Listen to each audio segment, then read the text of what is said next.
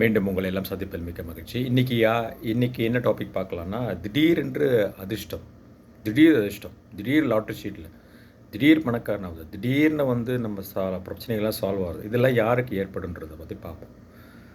இந்த மாதிரி ஒரு அமைப்புக்கு பார்த்திங்கன்னா 2 கூடிய தனாதிபதியும் 11 கூடிய லாபாதிபதியும் ஜாதகத்தில் ஒன்றா சேர்ந்துருக்கணும். இல்லை ஒருத்தருக்கு ஒருத்தர் 180 டிகிரியில் சமசப்தமமாக நேருக்கு நேராக பார்த்துருக்கணும். இல்லை இவர் வீட்டில் அவர் வீட்டில் இவர்னு பரிவர்த்தனையாக இருக்கணும். இல்லை இவர் சாரத்தில் அவர் சாரத்தில் இவர்ன்றது சார பரிவர்த்தனையாவது ஆயிருக்கணும். இல்லை 2 பேரும் ஆட்சி உச்சநிலை என்ற அதி உத்தமான பலநிலையை அடைஞ்சிருக்கணும். இல்லைன்னா திக்பலம் போன்ற அதி உச்ச உயர்வான பலன்களை இவர்கள் அடைந்திருக்கணும். குரு போன்ற லக்ன யோகர்களின் பார்வையை இவர்கள் வாங்கியிருக்கணும். இந்த மாதிரி நிலைகளில் இருந்தால் திடீரென்று ஒருத்தர் அதிர்ஷ்டம் அவரை அரவணைக்கும். அதிர்ஷ்டலக்ஷ்மி குபேரலக்ஷ்மி அவரை அரவணைச்சிட்டு போயிடுங்க.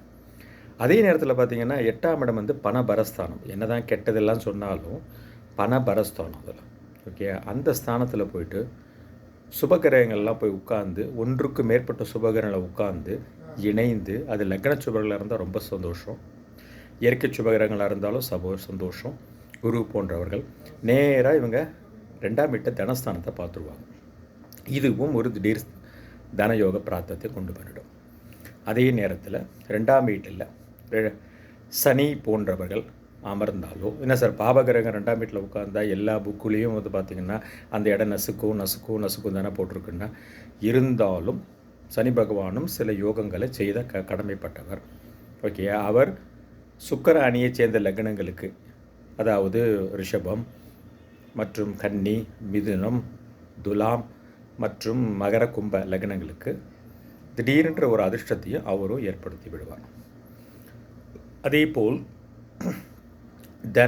தனஸ்தானத்தின் அதிபதியும் லாபஸ்தானத்தின் அதிபதியும் எந்த விதமான பாபர்கள் தொடர்பும் இல்லாமல் அந்த யோகம் பங்கப்படாமல் இருக்கணும்.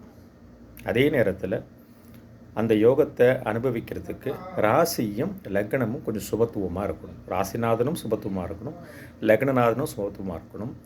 சந்திரனை ஒட்டி ஓகே, அதாவது பூர்ண சந்திரனை ஒத்தி பௌர்ணமியை நோக்கி செல்லக்கூடிய வளர்பிறையாகவும் இது இருக்க வேணும்.